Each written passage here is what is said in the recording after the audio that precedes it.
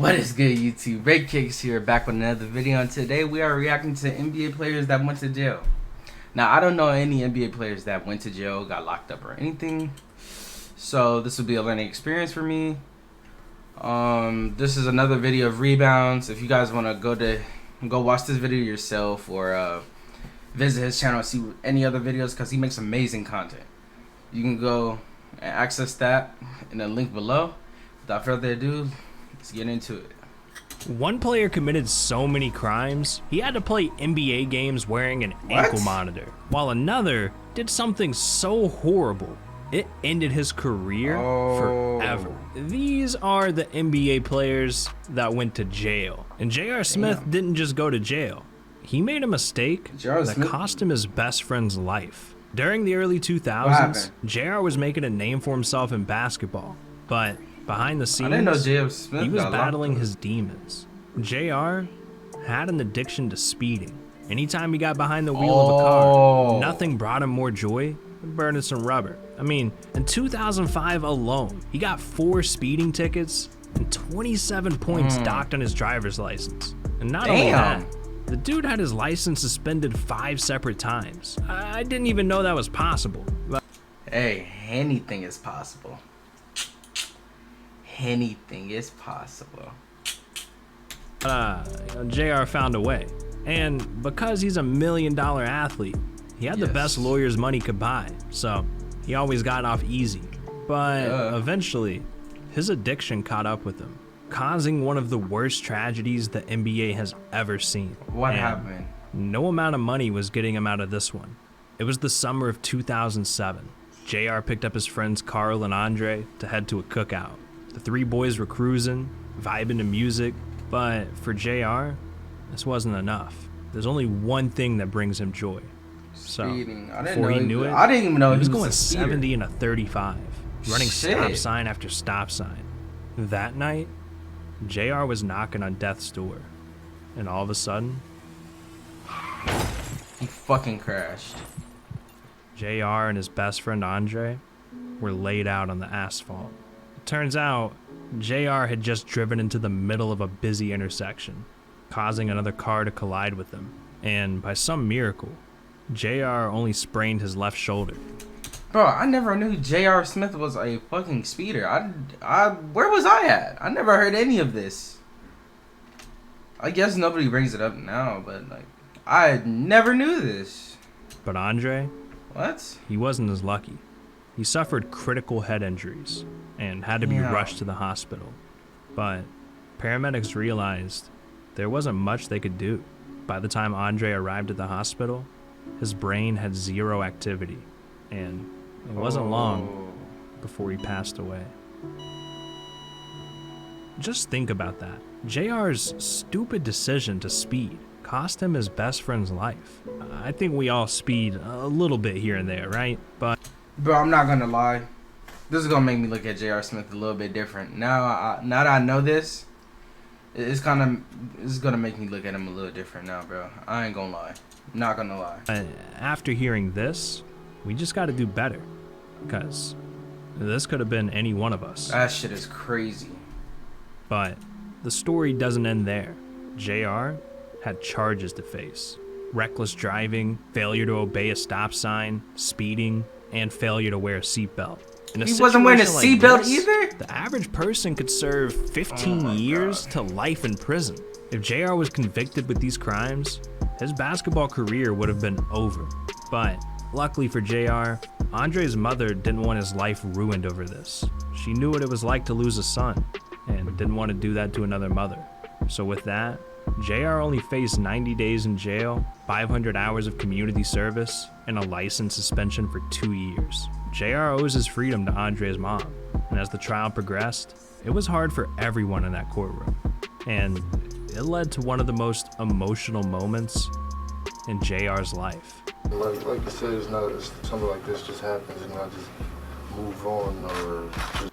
That shit is wow. Bro, kudos to that dude's family, bro. Like, I don't know. That shit crazy. It couldn't have been me, bro. I'm sorry. Mother let that shit go, but like, I don't know. I couldn't do that. So it took a lot of strength for his mother to do shit like that. No lie. Just forget about it. It's not possible. Talk to my mother about it, my father. I mean, I can't talk to Dre. It's unbearable to deal with. People who've been in my situation, I can't even talk to them about it because they've gone through their own thing. And I am deeply sorry. I never intended this to happen. Dre is like my brother, just like Jamal, Kenny, and Demetrius. He's always there. I mean, it always has been. It just tears me up that it has to. I mean, it went down like that. I take full responsibility for everything that happened, but indeed, it was an accident. I mean, I know it's not going to bring him back. I apologize to everybody. I apologize to Mrs. Bell because I couldn't imagine what I would do if that was my daughter. I've thought about it. I have dreamt about it. I've dreamt about the shoe being on the other foot if it was me. Right after the accident, me and my mother had this conversation, and I told her I wish the shoe was on the other foot.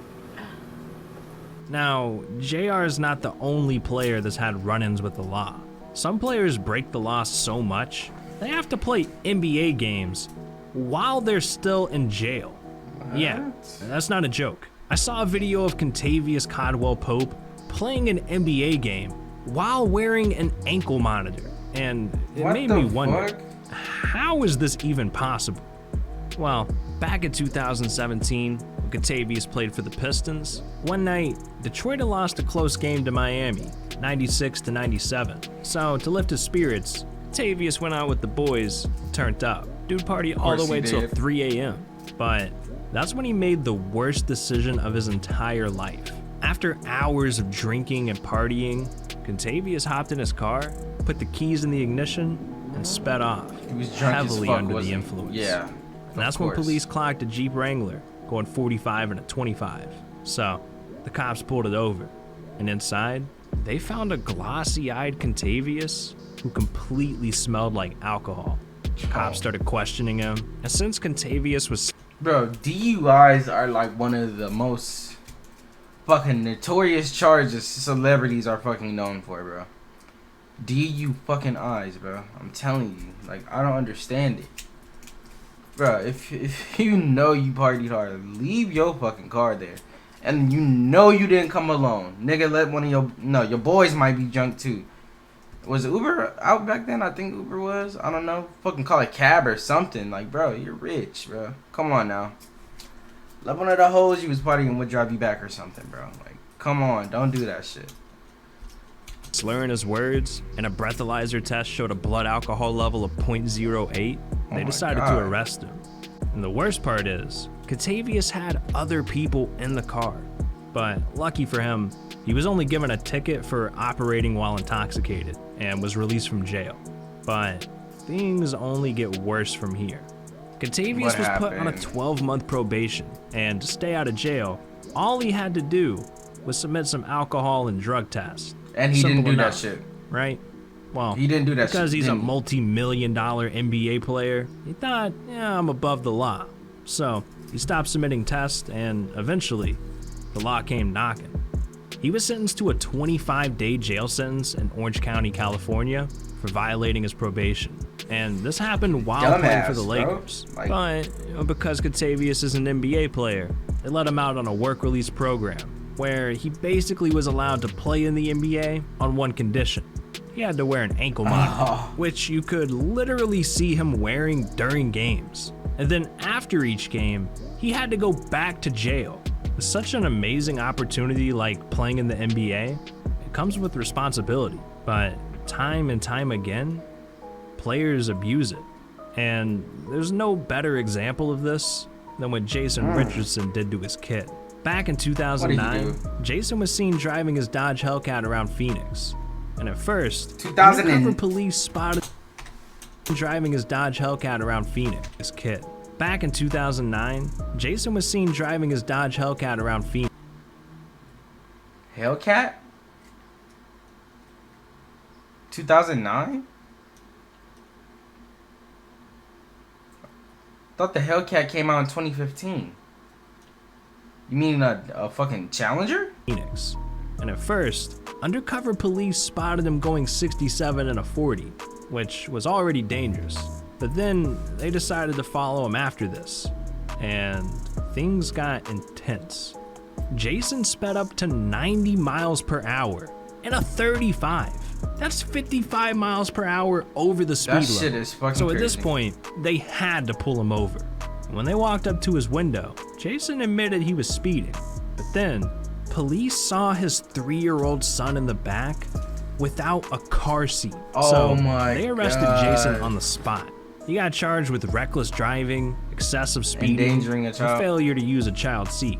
And when the NBA found He didn't get out, charged for he was endangering? suspended without pay, costing him $111,000. That's how much 2 Hellcats cost. This man's a dumbass. Give me the Hellcat, alright? I'll get a child seat. Now, Jason was eventually released from jail after a few hours. And afterwards, he said, "I just want to apologize to my teammates, my family, especially my fiance. It's a tough time for me. I've been questioned as a basketball player, questioned as a person, but my fatherhood in question is tough because I try to be the best father I can be and try to keep my kids out of harm's way." Doesn't really seem like it, Jason. You were going 90 miles per hour, And your kid wasn't even in a car seat. Irresponsible. But that's not the only thing Jason Nigga speeding from the cops with his kid in the backseat with no car seat. Like, bro. had to say. He fucking went on to crazy. say that, "If you don't drop a like and subscribe to the channel, he's gonna take you for a drive. Yeah, that's right, with no seatbelt. Forgot about that. And I know you can't risk that. So what are you doing?" But anyways, at least this didn't ruin Jason's career. Sometimes players commit crimes they never recover from, like this next player. When police found out what Sebastian TELFAIR did, it ended his career. And it's really such a tragedy What happened? because in high school, Sebastian was unbelievable. He was averaging 33 points, 9 assists per game, and was practically unstoppable. Damn. So the headlines were literally calling him the next LeBron. And after Sebastian was drafted to the Blazers, you would think everything would be up from here, but his life ended up going downhill from here. He became a shell of his former self, and once he joined the NBA, he barely averaged 7 points a game. And then to make matters worse, in 2006, Sebastian's secret double life was exposed. Secret double The life. Blazers had just landed their private jet in Boston on their way to a game. This is when authorities saw something unusual in Sebastian's suitcase, What was a it? loaded weapon. Even for an I mean, honestly, that isn't that bad. I ain't gonna lie, it's not that bad. A loaded weapon. Unless his intentions was bad with it. If you got it for protection, I can understand that. Niggas be hating nowadays, bro. Niggas be hating, bro. I NBA understand. player, this wasn't gonna fly in the airport, literally. Sebastian told police that he grabbed the wrong bag when he left, and that it was actually his girl's luggage. Hold on, what the hell his Wow. girl need guns for? Anyways, after some investigating, it turned out he was telling the truth. So luckily, he escaped without any What? charges. No For way. now. So, you'd think getting off easy, he'd make sure something like this never happens again. Right? Well, just a year later, What him happened? and his friend found themselves in another controversy. Sebastian was seen driving his Range Rover at 77 miles per hour in a 45. And he was driving with a suspended license. But it gets even worse. Worse? When police searched the car, they found a loaded handgun under the seat that wasn't registered to either him or his girlfriend. So Sebastian couldn't blame it on his girl this time. And to no surprise, both Sebastian and his friend denied knowledge of it. An investigation took place, and the police didn't care whose it was. It was still in his car. So Right. Sebastian pleaded guilty to criminal possession of a weapon, got 3 years probation, and a 3-game suspension from the NBA. Damn. At this point, this is strike number 2. If he messes up again, Strike number 2? Strike number 2? Nigga, you did more stuff? I think what's going on with you, bro? What's wrong with this nigga? it could mean serious jail time. And with that, Sebastian was a good boy for about a decade. But in 2017, the craziest arrest of them all happened. Sebastian and his friend were suspiciously driving a Ford F-150 around Brooklyn. No headlights on, illegally parking. 2 undercover officers saw this and knew they were up to no good. So they pulled up, saw a lit joint in the dashboard, and decided to search the vehicle. But what they found in the trunk was enough to land anyone in jail for 10 plus years. Oh shit. It's like Sebastian was ready for war or something. Oh, fucking ads. Is that Dana White?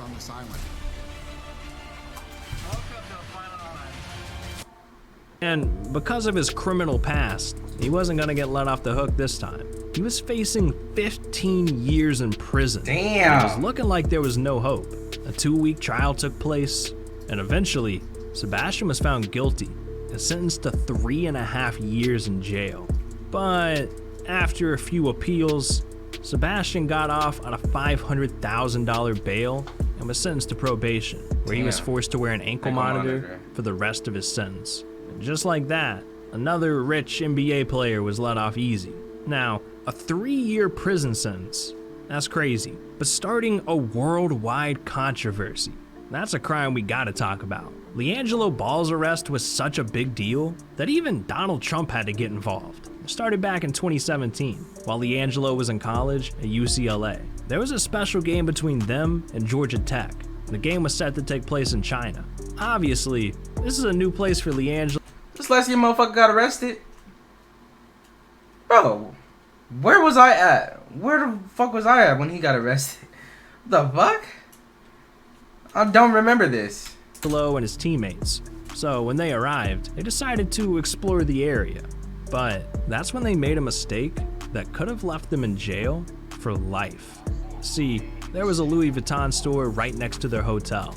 And obviously, they have security and cameras everywhere. But for some reason, this is when that nigga stole from the Louis store. Didn't he steal from the Louis store or something? Yes, I remember this. I remember this. I remember this shit. Okay. Alright. I'm not completely in the box. I'm not completely in the box. LIANGELO and his teammates decided to hit a lick anyways.